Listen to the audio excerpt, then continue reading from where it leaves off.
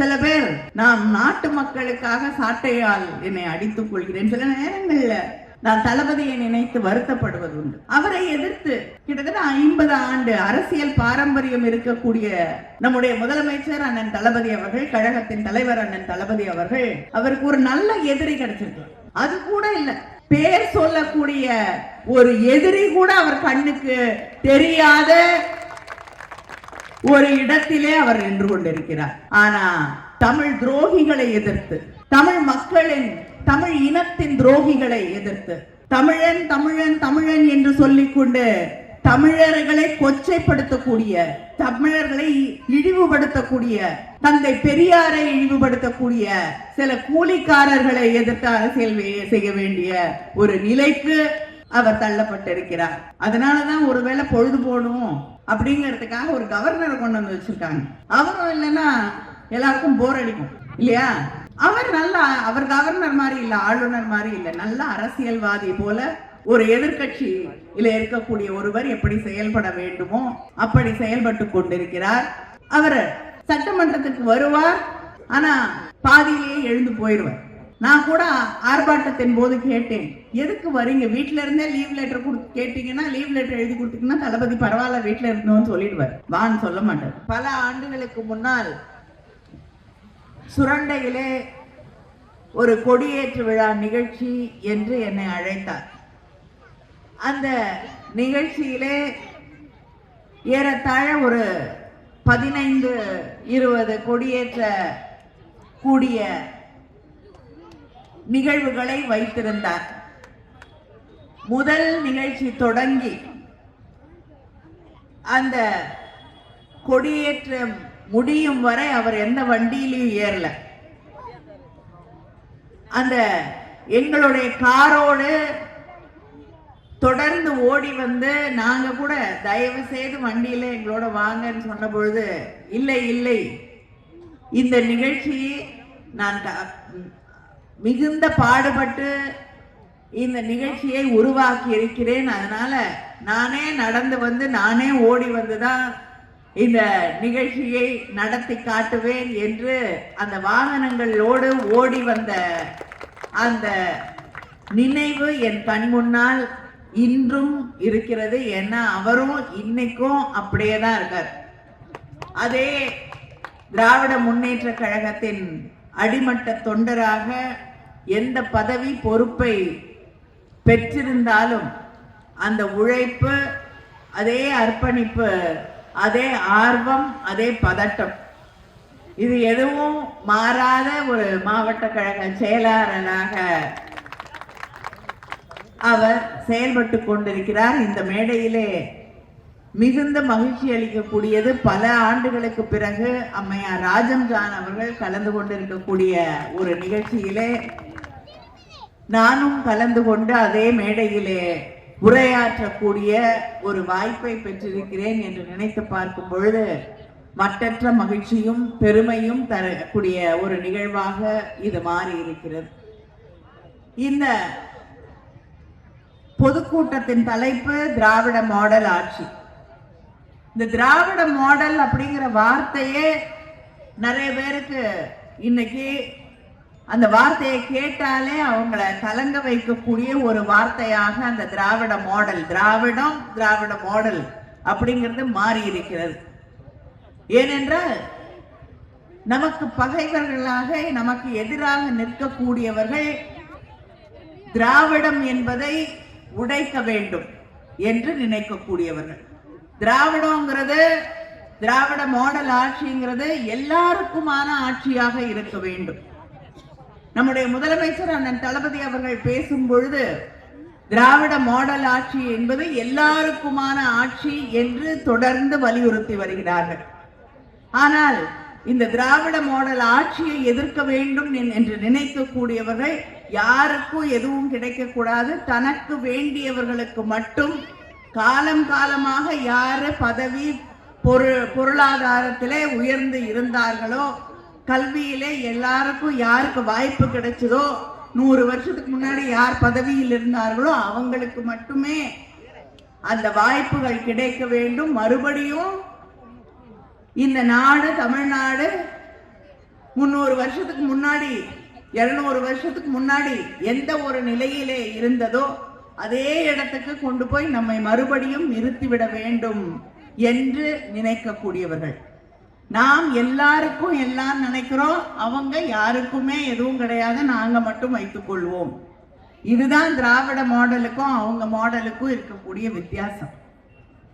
நமக்கு தெரியும், தொடர்ந்து எல்லா நிறுவனங்களையும் ஒழித்துவிட்டு சின்ன சின்ன நிறுவனங்களை தொழிற்சாலைகளை எல்லாம் ஒழித்து கட்டிவிட்டு 2 பேர் தான் இன்னைக்கு இந்தியாவில் தொழில் நிறுவனங்களாக இயங்க வேண்டும் என்ற அந்த எண்ணத்தோடு செயல்பட்டு கொண்டிருப்பதுதான் ஒன்றிய பிஜேபி ஆட்சி. அந்த 2 பேர் யாருன்னு உங்களுக்கு தெரியும். யார் அவங்க 2 பேரு? அவங்களே தான். அதனால அவங்கள தவிர வேற யாருக்கும் வாய்ப்புகள் இருக்கக்கூடாது. அதே போல யாரெல்லாம் இந்த சமூகத்துல உயர்ந்த பிறப்பால் உயர்ந்தவர்கள் அவங்க நினைக்கிறாங்களோ அவங்களுக்கு மட்டும்தான் கல்வி, அவர்களுக்கு மட்டும்தான் வாய்ப்புகள், அவங்களுக்கு மட்டும்தான் உயர்ந்த பதவிகள், அவர்கள் மட்டும்தான் இந்த நாட்டிலே அதிகாரத்திலே இருக்கக்கூடியவர்களாக, போற்றக்கூடியவர்களாக, மதிக்கக்கூடியவர்களாக வாழ வேண்டும் என்ற அந்த எண்ணம். இதையெல்லாம் உடைத்ததுதான் திராவிட இயக்கம். தந்தை பெரியார் காலம், அதற்கு முன்னால் திராவிட இயக்க ஆட்சி என்று தொடங்கி எந்தெந்த மனிதர்கள், மக்கள் கல்வி இல்லாமல், யாருக்கெல்லாம் வாய்ப்பு இல்லாமல், ஜாதியின் பேரால், பிறப்பின் பேரால் யாருக்கெல்லாம் வாய்ப்பு மறுக்கப்பட்டதோ அவர்களுக்கெல்லாம் வாய்ப்பை உருவாக்கி தந்து இன்னைக்கு இந்த மேடையில இருக்கக்கூடியவர்களாக இருக்கட்டும், இங்க இருக்கக்கூடியவர்களாக இருக்கட்டும், படிக்கக்கூடிய வாய்ப்பு, வேலைக்கு போகக்கூடிய வாய்ப்பு, உயர்ந்த பதவிகளிலே அமரக்கூடிய வாய்ப்பு என்று எல்லாவற்றையும் உருவாக்கி தந்தது திராவிட இயக்கம். தந்தை பெரியார் தன்னுடைய வாழ்க்கை முழுவதும், வாழ்நாளெல்லாம் உங்களுக்கு எல்லாமே தெரியும், தந்தை பெரியார் அவர்கள் ஒரு பெரிய அந்தஸ்து மிகுந்த வசதி வாய்ப்பு இருக்கக்கூடிய குடும்பத்தில் பிறந்தவர். அவர் காலம் முழுவதும் தன்னுடைய வியாபாரத்தை கவனித்துக் கொண்டு மிக வசதியாக வாழ்ந்திருக்கலாம். ஆனா அந்த மனிதன் தன்னுடைய வாய்ப்புகளை, வசதிகளை, தன்னுடைய வியாபாரத்தை, தன்னுடைய வாழ்க்கை எல்லாவற்றையும் விட்டுவிட்டு தன்னுடைய கடைசி நாள் வரை இந்த மண்ணை, இந்த நாட்டை, எந்த உடல்நல பாதிக்கப்பட்டிருந்தாலும், எத்தனை முறை சிறைச்சாலைக்கு செல்ல வேண்டிய நிலை இருந்தாலும், அந்த கோர்ட்ல போய் நின்று ஒரு முறை கூட மன்னிப்பு கேட்டதில்லை தந்தை பெரியார் அவர்கள். ஆமாம், என் மக்களுக்காக நான் போராடினேன், அதற்கு நீதிபதி எனக்கு என்ன தண்டனை கொடுத்தாலும் நான் அதை ஏத்துக்க தயாரா இருக்கேன், நான் செய்தது தவறு இல்லை என்று சொன்ன கர்ப்பித்த சிங்கம் தான் தந்தை பெரியார் அவர்கள். அந்த தந்தை பெரியாரின் உழைப்பு, தியாகம், அவர் வழியிலே வந்திருக்கக்கூடிய நம்முடைய பேரறிஞர் அண்ணா அவர்கள், தலைவர் கலைஞர் அவர்கள், இன்று நம்முடைய அண்ணன் தளபதி அவர்கள் வரை இந்த சமூகம் நீதி பெற்ற சமூகமாக, ஆண், பெண், ஜாதி, மதம் என்ற எந்த வித்தியாசங்களும் இல்லாமல் எல்லோருக்கும் சுயமரியாதை, எல்லோருக்கும் வாய்ப்பு, எல்லோருக்கும் கல்வி என்று நினைக்கக்கூடிய ஆட்சியை தந்து கொண்டிருக்கிறது.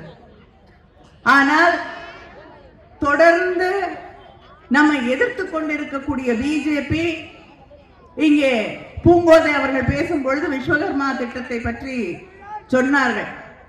அவங்க புதிய கல்விக் கொள்கையின் வழியாக விஸ்வகர்மா என்ற திட்டத்தை கொண்டு வராங்க. நம்முடைய அண்ணன் தளபதி அவர்கள் முதலமைச்சர், தமிழ்நாடு முதலமைச்சர் அவர்கள் கலைஞர் அவர்களின் பெயரால், தலைவர் கலைஞரின் பெயரால் கைவினை கலைஞர்களுக்கான ஒரு திட்டத்தை அறிவிக்கிறார்கள். அவங்க 15 தொழில்களுக்கு அறிவிக்கிறார்கள், இவர் 25 தொழிலுக்கு நம்முடைய முதலமைச்சர் அறிவிக்கிறார். ஆனா 2 திட்டத்துக்கும் என்ன வித்தியாசம்னா, விஸ்வகர்மா திட்டத்தில் நீங்க பயன்பெற வேண்டும் என்றால் வழி வழியாக அந்த குடும்ப வழியாக நீங்கள் அந்த தொழிலை செய்து கொண்டவராக இருக்க வேண்டும். டாக்டருடைய ஒரு டாக்டர் இருக்கலாம், வேற ஒரு வேலை பார்த்துட்டு இருக்கலாம் அவங்க அப்பா, அவருடைய பிள்ளை அந்த அப்பா பார்த்து கொண்டிருந்த வேலையை விட்டுட்டு நான் ஒரு பானை செய்யக்கூடியவராக, வேறு ஒரு கைவினை கலைஞராக, முடித்திருத்தக்கூடிய ஒரு கலைஞராக நான் தொழில் செய்ய போகிறேன், கற்றுக்கொள்ள போகிறேன் என்றால் ஏற்றுக்கொள்ள மாட்டார்கள். ஆனால் நம்முடைய அண்ணன், நம்முடைய முதலமைச்சர் அண்ணன் தளபதி அவர்கள் அறிவித்திருக்கக்கூடிய தலைவர் கலைஞரின் பெயராலான திட்டத்திலே நீங்க எந்த குடும்பத்தில் பிறந்திருந்தாலும் நீங்கள் கலைஞர் என்ற அந்த ஒன்று போதும் உங்களுக்கு அந்த திட்டத்தின் வழியாக பயன்பெறுவது. இதுதான் வித்தியாசம். நீங்க மறுபடியும் மறுபடியும் அந்த ஜாதியை கொண்டு வந்து திணிக்கிறதுக்காக அப்பா அம்மா தாத்தா பாட்டி என்று குலத்தொழிலை மறுபடியும் மறுபடியும் கொண்டு வந்து இதுக்குள்ள இருந்து நம்ம வெளியில போயிடக்கூடாது. இந்த கூண்டு ஒண்ணு உருவாக்கி அடைச்சு வச்சிருந்தாங்க இல்லையா, அதுக்குள்ள மறுபடியும் கொண்டு வந்து நம்மளை அடைச்சு வேற எந்த வாய்ப்பும் நீட்ட கொண்டு வந்தாங்க. மருத்துவக் கல்லூரிக்கு போகக்கூடிய அத்தனை கதவுகளையும் அடைக்கிறோம் என்று அடைத்துக் கொண்டிருக்கிறார்கள். இப்ப புதிய கல்விக் கொள்கையை கொண்டு வராங்க. கொண்டு வந்து அதுல நீங்க கையெழுத்து போட்டாதான் தமிழ்நாட்டுக்கு கொடுக்க வேண்டிய காசை ஒன்றிய அரசு வழங்கும் என்று சொல்லுகிறார்கள். ஹிந்தி கத்துக்கணுங்கிறாங்க. அதை தாண்டி அதிகமாக மாணவர்கள் இல்லாத பள்ளிக்கூடங்களை எல்லாம் மூடிட்டு தமிழ்நாட்டை பொறுத்த வரைக்கும் ஒரு பிள்ளை, ஒரு மலைப்பகுதியிலே ஒரு பிள்ளை ஒரு பள்ளிக்கூடத்துல ஒரே ஒரு மாணவனோ மாணவியோ படிச்சா கூட நம்ம அந்த பள்ளிக்கூடத்தை மூட மாட்டோம். ஏன்னா அங்கிருந்து அந்த பிள்ளை இங்க வந்து படிச்சுட்டு போகாது. அதற்கான வாய்ப்புகள் தட்டி பறிக்கப்படும். அதனால அந்த ஒரு குழந்தையோ ரெண்டு குழந்தையோ அங்க படிச்சா கூட அதற்கு ஆசிரியர்கள், அதற்கு பள்ளிக்கூடம் என்று அந்த பள்ளிக்கூடத்தை அந்த 2 பிள்ளைகள் படிப்பதற்காக நடத்துவோம்.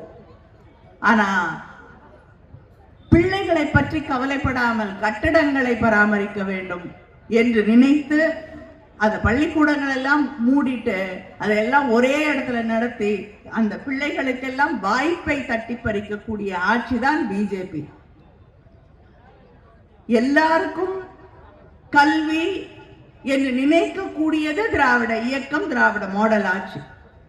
அதனாலதான் தலைவர் கலைஞர் அவர்கள் காலம் தொட்டு இன்னைக்கு புதிய கல்விக் கொள்கையின் வழியாக சொல்றாங்க, பெருமையா சொல்றாங்க, இன்னும் ஒரு 30 வருஷம் பொறுத்து நாங்க 50% உயர்கல்வியை தொட்டு விடுவோம்.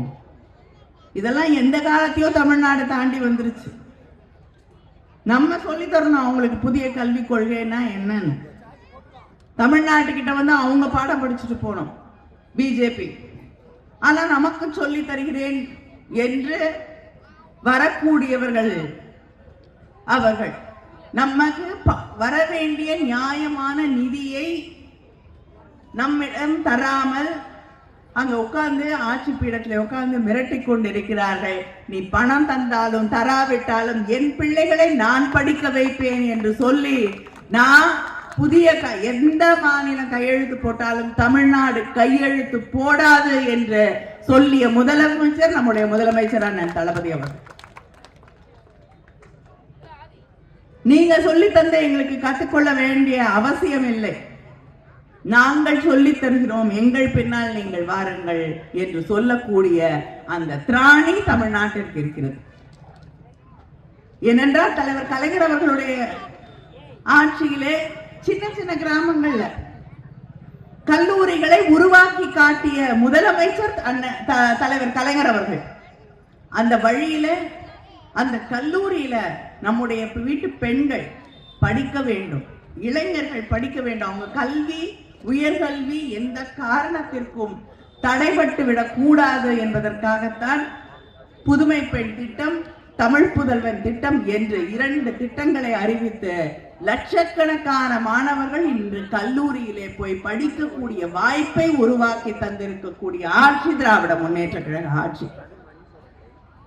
ஒரு மேடையிலே இந்த புதுமை பெண் திட்டத்தின் வழியாக பயன்படக்கூடிய ஒரு சகோதரி அந்த மேடையிலே தன்னை பற்றி, தனக்கு கிடைத்த வாய்ப்பை பற்றி பேசுகிறார்.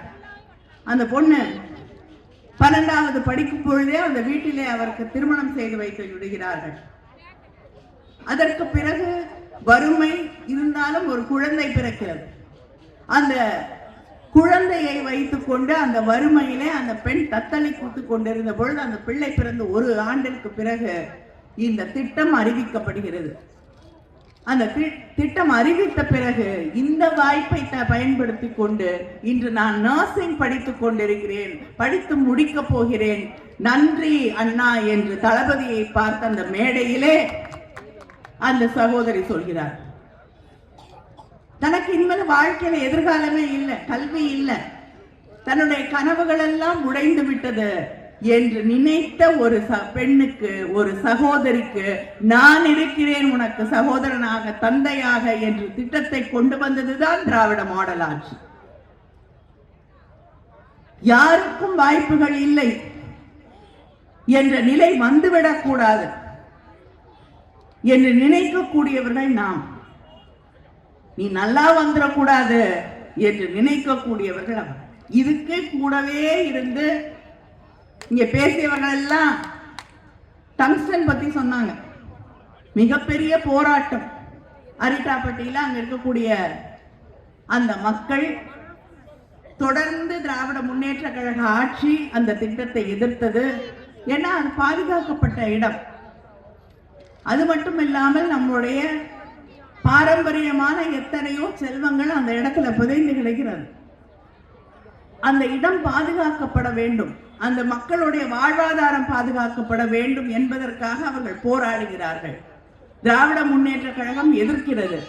நம்முடைய முதலமைச்சர் அசெம்பிளியில, சட்டமன்றத்திலே அதற்கு எதிராக ஒரு ரெசல்யூஷனை கொண்டு வந்து நான் ஆட்சியிலே இருக்கும் வரை இந்த திட்டம் தமிழ்நாட்டிலே நிறைவேறாது என்று தெரிவித்த பிறகு அங்க இருக்கக்கூடிய ஒன்றிய அரசு அதை மறுபடியும் இனிமேல் இந்த திட்டம் இங்கே செயல்படுத்தப்பட மாட்டாது என்று அறிவிக்கிறது. ஆனா அந்த திட்டம் வருவதற்கு யார் காரணம்? பாராளுமன்றத்திலே, நாடாளுமன்றத்திலே, ராஜ்யசபாவில, மக்களவையில இன்னொரு பிரச்சனையில நாங்கெல்லாம் இதையும் சேர்த்து எதிர்த்து கொண்டு அங்கே போராடி கொண்டிருக்கிறோம். ஆனா அங்கே இருக்கக்கூடிய மாநிலங்களவையிலே இந்த சட்டம், அதாவது மாநில உரிமைகளை பறிக்கக்கூடிய இந்த மைனிங் லாஸ் கொண்டு வரப்பட்ட போது அதை நான் ஆதரிக்கிறேன். I completely support this bill என்று தன்னுடைய உரையை ஆரம்பித்து இந்த மசோதாவை நீங்கள் நிறைவேற்ற வேண்டும், நாங்கள் உங்களோடு இருக்கிறேன் என்று சொல்லி அந்த மசோதாவை ஆதரித்தது அதிமுக. பேசியவரை மரியாதைக்குரிய மிகப்பெரிய ஒரு நீண்ட அரசியல் வரலாறு இருக்கக்கூடிய, பாரம்பரியம் இருக்கக்கூடிய தம்பிதுரை அவர்கள். அப்ப எங்க போனாரு எடப்பாடி? எதிர்த்திருந்தால் அந்த சட்டம் நிறைவேறாவிட்டால் நம்ம இவ்வளவு போராடி இருக்க வேண்டிய அவசியம் இல்லை. நம்முடைய உரிமையை அங்க நீங்க ஆட்சியாளர்களுக்காக, அங்கே நீங்கள் உங்களுடைய பிரச்சனைகளை தீர்த்துக் கொள்வதற்காக தமிழ்நாட்டு உரிமைகளை விட்டு கொடுத்தவர் நீங்க. யார் துரோகம் செஞ்சது? நீங்க தமிழ்நாட்டுக்கு மட்டும் இல்ல, ஒவ்வொரு மாநிலத்திற்கும், இந்த நாட்டிலே இருக்கக்கூடிய எல்லா மாநிலங்களுக்கும் ஒட்டுமொத்தமாக துரோகத்தை இழைத்து விட்டு இன்னைக்கு வந்து டங்ஸ்டன் பத்தி நீங்க பேசுறதுக்கு உங்களுக்கு என்ன உரிமை இருக்கு? எத்தனை சட்டங்கள், மக்கள் விரோத சட்டங்கள், இஸ்லாமியர்களுக்கு எதிரான சட்டங்கள் எல்லாத்தையும் கைகட்டி, ஏன்னா அவருக்கு நிமிர்ந்து நின்று பழக்கம் இல்லை இல்லையா? வளைந்து கொடுத்தே பழகியவர்கள், வளைந்து நின்றே பழகியவர்கள். அதனால ஒன்றிய அரசாங்கத்திடம் வளைந்து கொடுத்தே தன்னுடைய நிலையை தக்க வச்சுக்கிட்டாங்க. எல்லா சட்டத்துக்கும் வளைந்து கொடுத்தார்கள். இன்று அவர்கள் ஏன்னா தேர்தலுக்கு தேர்தல், பாராளுமன்ற தேர்தல் பத்தி கூட இல்லை, நம்முடைய சட்டமன்ற தேர்தல் போல்தான் எடப்பாடி அவர்களை தட்டி எழுப்பி வந்து திடீர்னு அரசியலுக்கு வருவார். அதற்கு பிறகு எங்க போவாருன்னு தெரியாது. இப்படித்தான் அரசியல் நடத்தி கொண்டிருக்கிறார்கள். இதுல சில பேர் நாம் நாட்டு மக்களுக்காக சாட்டையால் என்னை அடித்துக் கொள்கிறேன். சில நேரங்கள்ல நான் தளபதியை நினைத்து வருத்தப்படுவது உண்டு. அவரை எதிர்த்து கிட்டத்தட்ட 50 ஆண்டு அரசியல் பாரம்பரியம் இருக்கக்கூடிய நம்முடைய முதலமைச்சர் அண்ணன் தளபதி அவர்கள், கழகத்தின் தலைவர் அண்ணன் தளபதி அவர்கள், அவருக்கு ஒரு நல்ல எதிரி கிடைச்சிருக்கு. அது கூட இல்ல, பேர் சொல்லக்கூடிய ஒரு எதிரி கூட அவர் கண்ணுக்கு தெரியாத ஒரு இடத்திலே அவர் நின்று கொண்டிருக்கிறார். ஆனா தமிழ் துரோகிகளை எதிர்த்து, தமிழ் மக்களின், தமிழ் இனத்தின் துரோகிகளை எதிர்த்து, தமிழன் தமிழன் தமிழன் என்று சொல்லிக்கொண்டு தமிழர்களை கொச்சைப்படுத்தக்கூடிய, தமிழர்களை இழிவுபடுத்தக்கூடிய, தந்தை பெரியாரை இழிவுபடுத்தக்கூடிய சில கூலிக்காரர்களை எதிர்த்து அரசியல் செய்ய வேண்டிய ஒரு நிலைக்கு அவர் தள்ளப்பட்டிருக்கிறார். அதனாலதான் ஒருவேளை பொழுது போடும் அப்படிங்கிறதுக்காக ஒரு கவர்னரை கொண்டு வந்து வச்சிருக்காங்க. அவரும் இல்லைன்னா எல்லாருக்கும் போர் அடிக்கும் இல்லையா? அவர் நல்ல, அவர் கவர்னர் மாதிரி இல்ல, ஆளுநர் மாதிரி இல்ல, நல்ல அரசியல்வாதி போல ஒரு எதிர்கட்சியில இருக்கக்கூடிய ஒருவர் எப்படி செயல்பட வேண்டுமோ அப்படி செயல்பட்டு கொண்டிருக்கிறார். அவர் சட்டமன்றத்துக்கு வருவார், ஆனா பாதியிலேயே எழுந்து போயிடுவார். நான் கூட ஆர்ப்பாட்டத்தின் போது கேட்டேன், எதுக்கு வரீங்க? வீட்டுல இருந்தே லீவ் லெட்டர் கேட்டீங்கன்னா, லீவ் லெட்டர் எழுதி கொடுத்தீங்கன்னா தளபதி பரவாயில்ல வீட்டுல இருக்கணும்னு சொல்லிடுவார், வான்னு சொல்ல மாட்டார். தொடர்ந்து வந்து நீங்க எந்த தேசிய கீதத்தை பாதுகாக்கிறேன்னு சொல்றீங்களோ அந்த தேசிய கீதத்தை அவமதித்து, கவர்னருக்கான எந்த ஒரு மாண்பையும் கடைபிடிக்காமல், கவர்னருடைய பதவி என்னன்னே புரிந்து கொள்ளாமல், நீதிமன்றம் கூட உங்க தலையில குட்ட வேண்டிய ஒரு அவசியத்தை உருவாக்கி, யுஜிசிக்கு, நம்மளுடைய பல்கலைக்கழகங்களுக்கு நிர்வாகிகளை கூட போட முடியாமல் என்ன செய்து கொண்டிருக்கிறீர்கள் என்று நீதிமன்றம் அவரை பார்த்து கேட்கக்கூடிய ஒரு நிலையிலே ஒரு ஆளுநரை வைத்துக் கொண்டு தமிழ்நாட்டிலே நாம் ஆட்சி நடத்தி கொண்டிருக்கிறோம். இப்படி எத்தனையோ தடைகள், அரசியல் ரீதியான எதிர்ப்புகள், நம்முடைய அமைச்சர்கள் மீதான வழக்குகள், அதையும் தாண்டி தமிழ்நாட்டை நடத்துவதற்கு, மக்களுடைய திட்டங்களை செயல்படுத்துவதற்கு நமக்கு நியாயமாக வந்து சேர வேண்டிய தொகை அதை வழங்காமல் ஒவ்வொரு நாளும் இந்த தமிழ் மண்ணுக்கு, தமிழ் மக்களுக்கான பிரச்சனைகளை உருவாக்கி கொண்டே இருக்கக்கூடிய ஒன்றிய அரசு அவர்களோடு நேரடியாகவோ இல்லை என்றால் பின்வழியாகவோ அவர்களோடு கூட்டணி வைத்துக் கொண்டு அரசியல் செய்து கொண்டிருக்கக்கூடியவர்கள். இவர்களை எதிர்த்துத்தான் இன்று நாம் அரசியல் களமாட வேண்டி இருக்கிறது.